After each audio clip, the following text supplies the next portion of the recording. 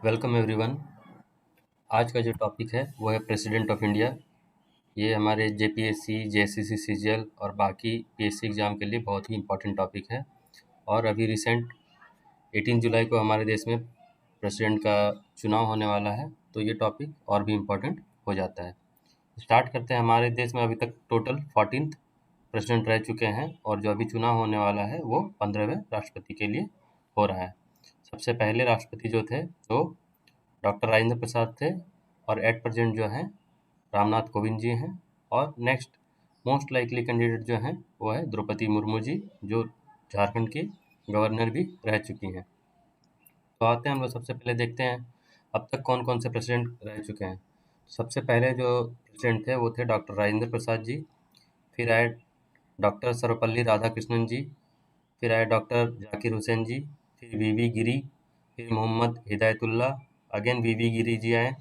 और ये आप ये नोटिस कर सकते हैं कि ये जो पहले जो बने थे वो एक्टिंग प्रेसिडेंट थे। जब डॉक्टर जाकिर हुसैन जी का डेथ हो गया था, उनके बाद फिर वीवी जी वीवी गिरी जी ने रिजाइन किया तो मोहम्मद हिदायतुल्लाह जी एक्टिंग प्रेसिडेंट बने। और फिर अगेन वीवी गिरी जी जो है फोर्थ प्रेसिडेंट ऑफ इंडिया के रूप में चयन किया गया। ऐसे करके हम लोग देखते हैं डॉक्टर एपीजे अब्दुल कलाम जी आए। फिर प्रतिभा पाटिल जी आए जो पहली महिला राष्ट्रपति बनी। फिर प्रणब मुखर्जी जी आए। एट प्रेजेंट जो है श्री रामनाथ कोविंद जी है, जो पहले बिहार के गवर्नर भी रह चुके हैं। प्रेसिडेंट जो है ये इंटीग्रल पार्ट है हमारे पार्लियामेंट का। पार्लियामेंट इटसेल्फ कंसिस्ट करता है एक प्रेसिडेंट, लोकसभा और राज्यसभा।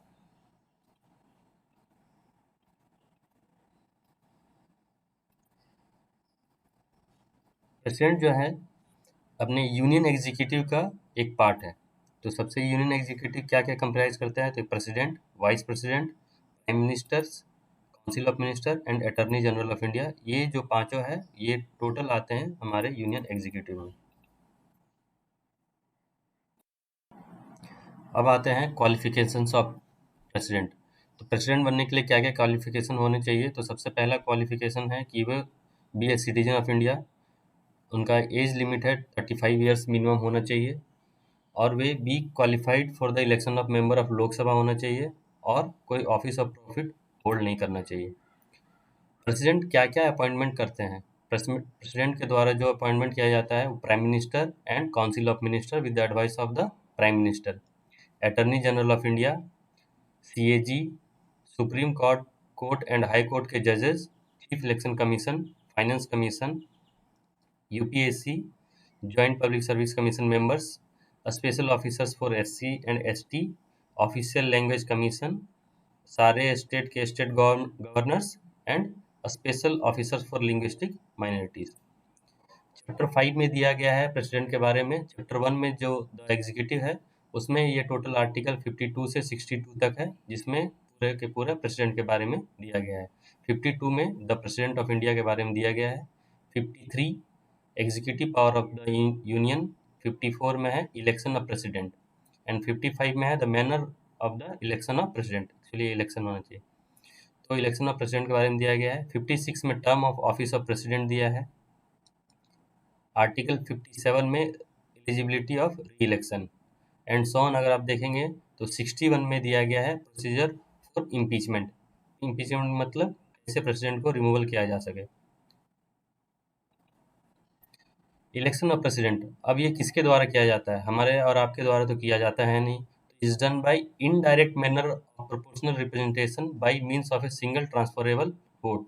इसमें कौन पार्ट लेते हैं, तो elected member of Lok Sabha and elected member of Rajya Sabha. और इसके साथ साथ में elected member of the legislative assemblies of the states और यूनियन टेरिटरीज, जिसमें कि पुदुचेरी, दिल्ली और जम्मू एंड कश्मीर आता है। अगर वोट वैल्यू की बात करें तो एमपी और एमएलए के जो वोट वैल्यू है वो डिफरेंट है।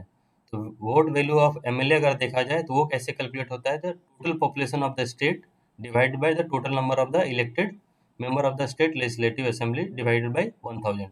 अगर एमपी के केस में देखा जाए तो total value of the votes of the MLA of the states divided by the total number of the elected members of the parliament, जो लोकसभा प्लस राज्यसभा के टोटल इलेक्टेड मेंबर है उसको।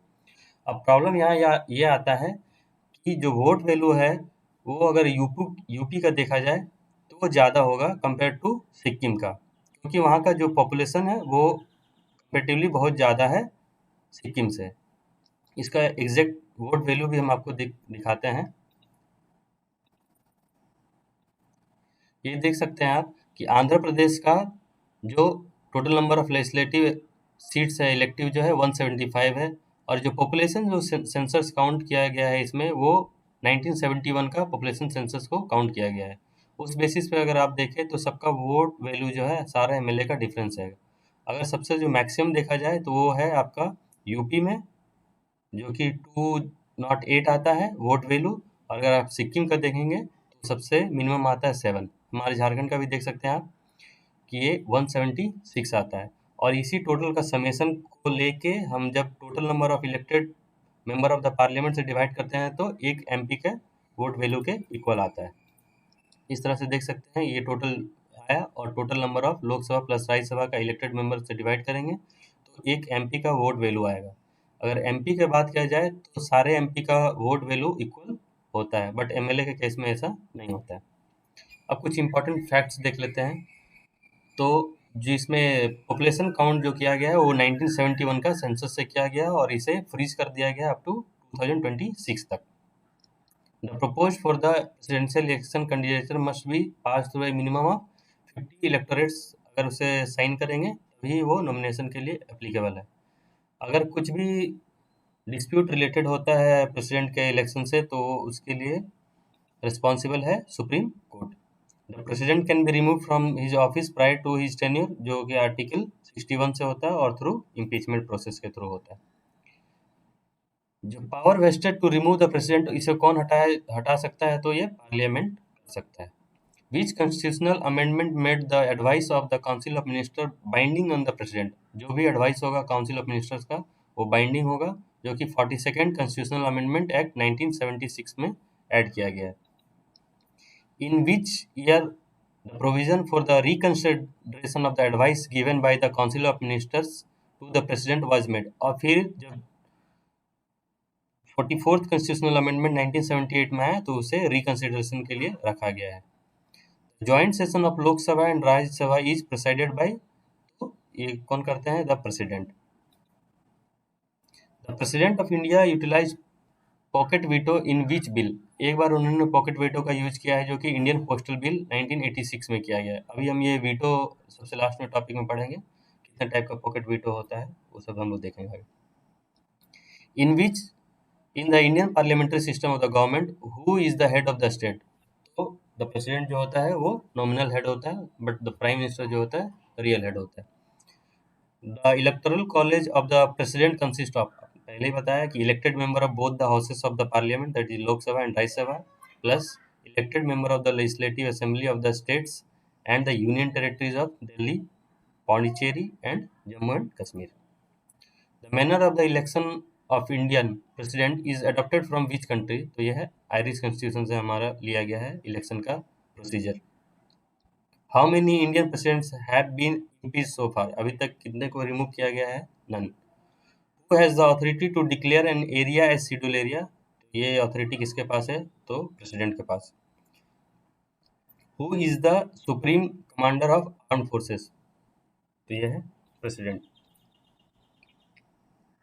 Which article provides for the administration of a union territory to be done by the president of or any administrator appointed by him, ये article 239 में लिखा है कि union territory में जो डायरेक्ट एडमिनिस्ट्रेशन कर सकते हैं प्रेसिडेंट के द्वारा। Ordinance making power under the article 1 to 3 is categorized under which power of the president, तो यह है लेजिस्लेटिव पावर, और वो जब पार्लियामेंट सेशन में नहीं रहता है तो वो कुछ ऑर्डिनेंस पास कर सकते हैं जिसकी वैलिडिटी 6 मंथ्स एंड 6 वीक्स तक होता है।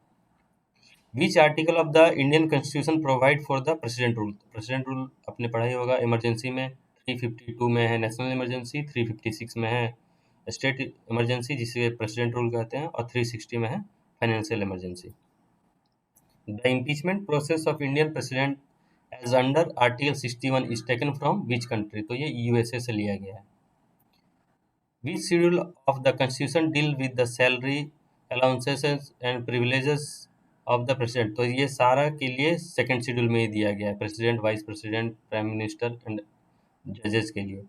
Bill requiring prior approval for the president introduction in the parliament, तो कौन कौन सा प्रायर अप्रूवल चाहिए from president? Money bill, financial bill, bill involving taxation in the states or redefining agriculture income, bills seeking restrictions on freedom of trade, commerce and intercourse, and bills altering the boundaries and states and changing the name of the states.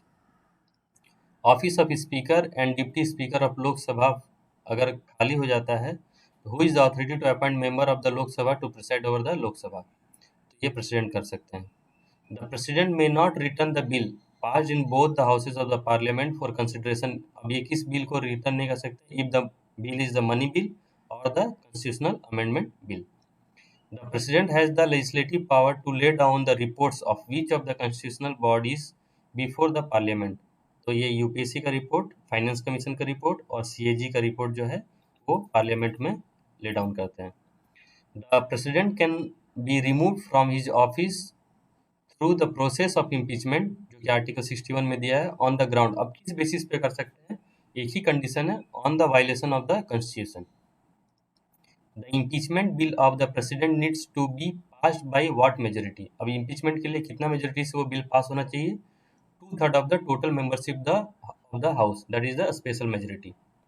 If the office of the president fall vacant by resignation, removal, death और any other case, then the election to fill the vacancy need to be held within the what duration, तो 6 महीने के अंदर president का election करना होता है। Which type of veto is not available to the Indian president, तो ये क्वालिफाइड वीटो, वीटो अभी हम लोग नेक्स्ट टॉपिक में डिटेल में पढ़ेंगे, तो ये क्वालिफाइड वीटो जो है हमारे प्रेसिडेंट के पास में नहीं है। The process of impeachment as provided under article 61 is what type of process, ये एक क्वासी जुडिशियल प्रोसेस है।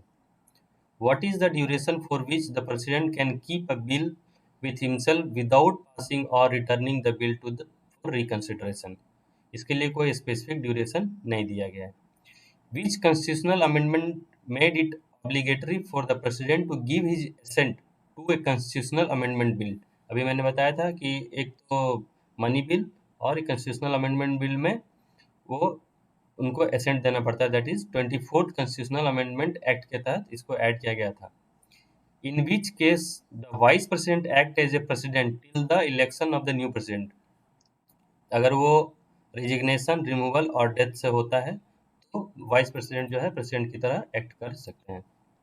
How many members of the Rajya Sabha are nominated by the president from science, literature, arts and service background, total 12 numbers Lok Sabha Rajya Sabha के लिए, and for Lok Sabha 2 members that is from Anglo Indian community से। How many veto powers are exercise by the president of India, तो total 3 veto power जो है हमारे president of India के पास है, एक absolute veto, suspensive veto and pocket veto. The ordinance making power of the president is derived from where, ये अभी लास्ट जेपीएससी के मेंस में सवाल भी आया था कि जो हमारे प्रेसिडेंट के पास आर्टिकल 1, 2, 3 से ऑर्डिनेंस मेकिंग पावर है वो कौन से एक्ट के तहत आता है? तो गवर्नमेंट ऑफ इंडिया एक्ट 1935 से। Next, the president can pass an ordinary ordinance only under which condition, अब ये ऑर्डिनेंस कब पास कर सकते? व्हेन बोथ और either of the house of the parliament are not in session and there is an urgent need for a legislation. What is the maximum duration of the ordinance passed by the president, उसका maximum duration क्या होगा validity का? तो 6 months and 6 weeks.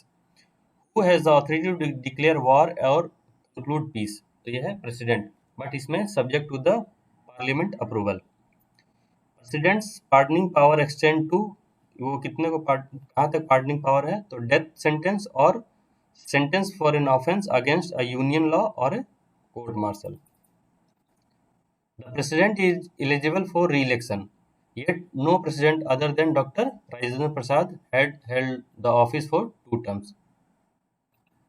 Veto power में अभी मैंने बताया आपको कि absolute veto, suspensive veto and pocket veto. Absolute veto में क्या होता है? The power of the president to withhold the assent to the bill is termed as his absolute veto. Suspensive veto में क्या होता है? The power of the president to return the bill to the parliament with और without consideration is called suspensive veto. And the pocket veto, the power of the president to not act upon the bill is termed as pocket veto.